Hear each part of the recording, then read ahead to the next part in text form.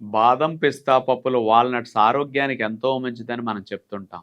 కానీ సామాన్యులు చాలామంది వాటిని కొనుక్కోలేరు.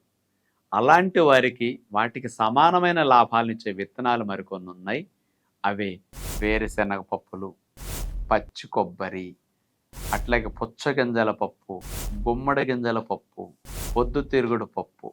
ఇవన్నీ చాలా మంచిది. అట్లాగే చియా సీడ్స్, ఇట్లాంటి విత్తనాలన్నీ, నువ్వులు, ఇవన్నీ బాదం, పిస్తాలకి సమానంగా మీకు బలాన్ని, ప్రోటీన్‌ని, పోషకాల్ని, లాభాల్ని బాగా అందిస్తాయి.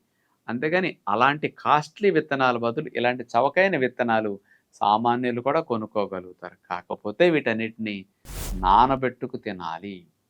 వీటిని ఎంత నానపెడితే అంత తేలిగ్గా డైజెషన్ అవుతాయి. నానిన తర్వాత పొట్టాప్రేగులోంచి బ్లడ్‌లోకి పూర్తిగా చేరి ఒంటికి బాగా పట్టి, ఖర్చు పెట్టి తిన్న ఈ విత్తనాలన్నీ పూర్తి ఫలితాన్ని మనకు అందిస్తాయి.